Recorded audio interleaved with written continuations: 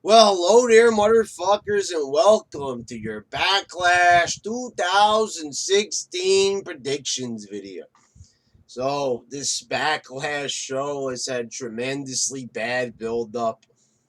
They, didn't have enough time to work with here.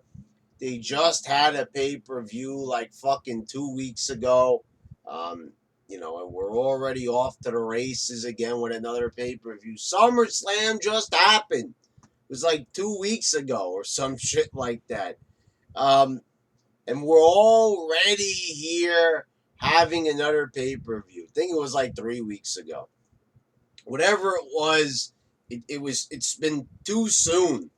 Like give us a fucking minute, WWE. Holy fucking shit, get off our fucking backs with the goddamn pay per views. I did a rant about this, like, when they announced the draft and they said that they were going to have separate pay per views. I already said ahead of time, I don't think that I can watch all these pay per views, and I probably won't. I will watch this one.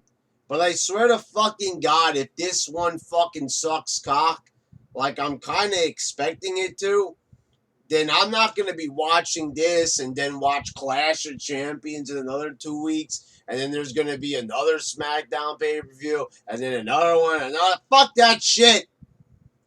Fuck that. I am not sitting there watching it like a fucking mindless drone with fucking,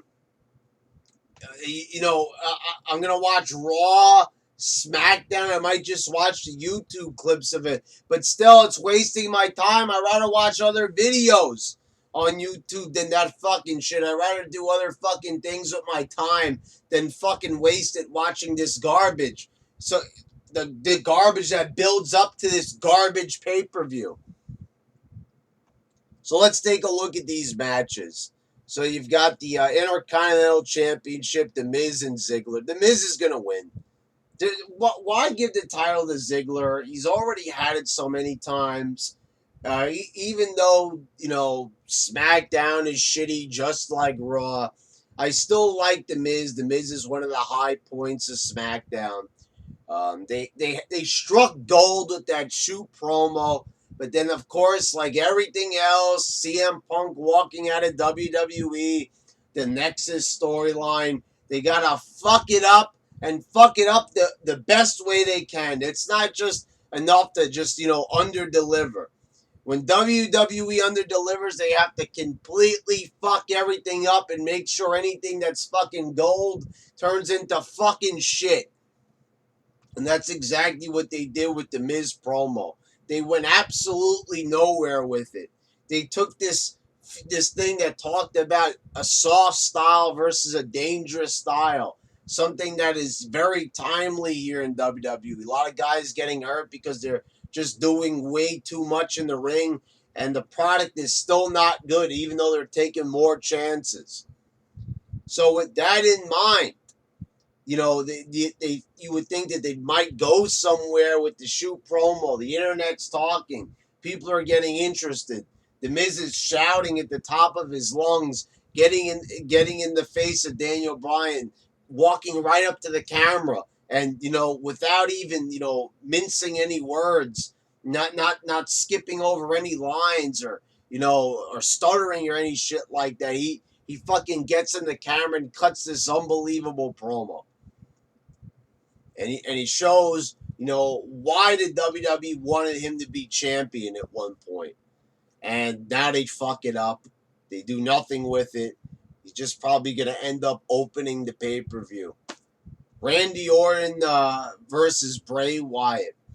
When I saw these guys meeting on the entrance ramp, I told you guys that, that's it. They're now officially in the feud. They're not going to give any story behind it. And that's exactly what they did. And I said that this would be a good match. And I think that it still might be a good match. But the only thing is, man, what the fuck happened with Randy Orton? I mean, this guy now just seems like some fucking guy that just wandered in off the street. Not one of the biggest superstars of all time. Like, what? This guy has had like 10 world titles or something like that. This guy was fucking huge. The guy that feuded with The Undertaker, this legend killer. And now we see him and he's just kind of like there, but there's not really any fanfare to go with them. We don't feel like this guy is a main eventer. He feels like a mid-carder. I don't know what it is, but when he came back, I liked the match with Lesnar. But I don't know if WWE just doesn't like this guy anymore, because it doesn't seem like it by the way they're building this match. They're like, we haven't done this match. Let's just do it and get it over with.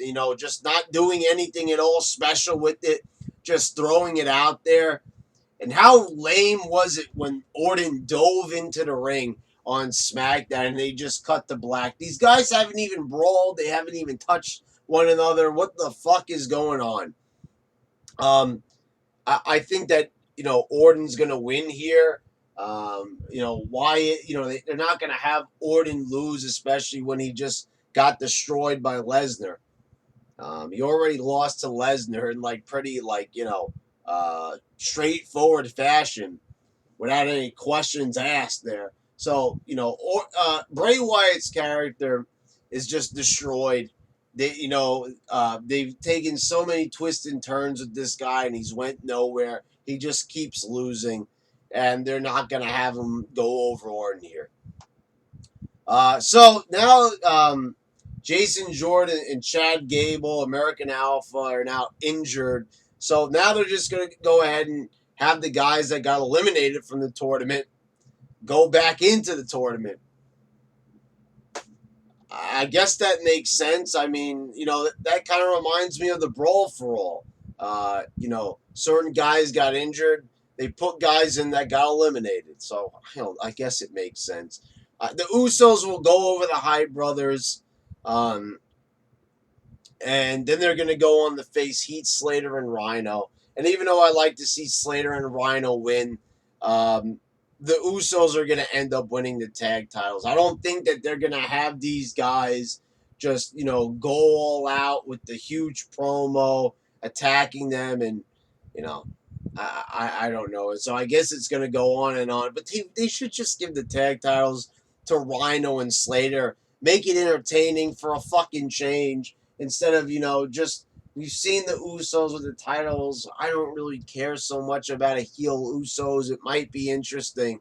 But I just like to see don't you think it's time that they at least give Slater a title? I mean, I know he's had a tag title before, but that was 5 years ago. Can we at least give the guy something?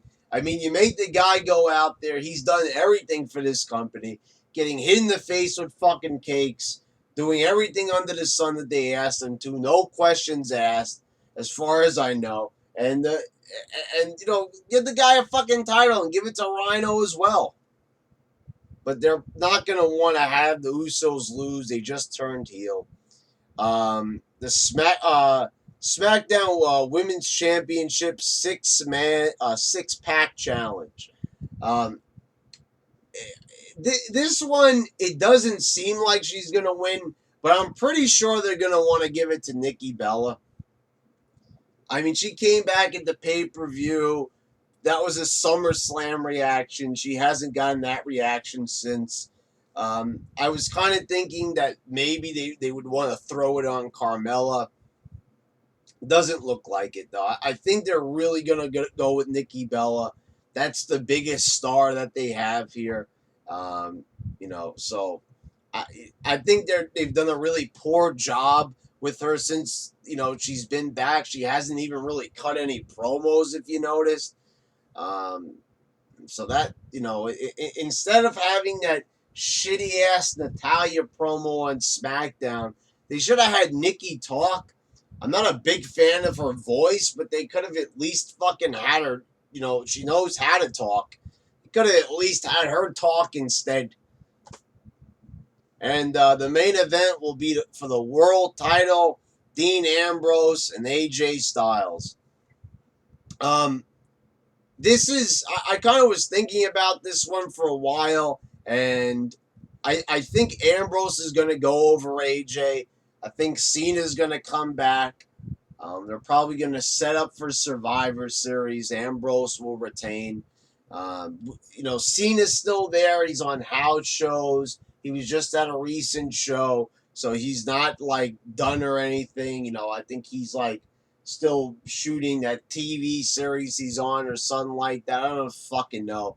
But anyway, AJ's not winning the title here yet. I know eventually they'll probably give it to him, but not yet. And Ambrose is going to win. With the Cena's probably going to come in. Either cause a distraction, probably cause a distraction. Ambrose sneaks up from behind with the dirty deeds, and that's it. So yeah, there you go. And obviously, there's 6 matches. There's going to be filler. This is what always happens. You ever notice that when they have a pay-per-view and there's only 3 weeks of build-up as opposed to like a whole month or 5, they always end up short. And I don't get why, because they're off doing stupid-ass segments like The Milkman and fucking Fandango and Kane. Where's Baron Corbin? That guy, I didn't even mention it in my SmackDown review. They're probably going to put Baron Corbin and Kalisto in a match, I bet. Remember he was bullying him backstage? Well, he wasn't even on SmackDown, not even for a minute, not even during the commercials like they do sometimes. Where was he? He was getting he was fighting AJ and Ambrose, in the main event last week, and he just disappears. Wow, they did a really amazing job hiding a guy who's 6'8". That's pretty fucking impressive. Anyway, guys, there you go. Backlash. There's going to be filler on there. There's going to be disappointments. These fucking pay-per-views. Are you fucking kidding me? There's way too many of them. How many pay-per-views are there a year? What is it? Like, there's going to be now 16 pay-per-views or something for this year and then next year. Oh, next year. I wonder how many pay-per-views is going to be. Probably going to be 24 pay-per-views or some shit. I think that's actually what it's going to be. I forgot how many it used to be during the first brand extension. Well, there you go, motherfuckers. Fucking Backlash.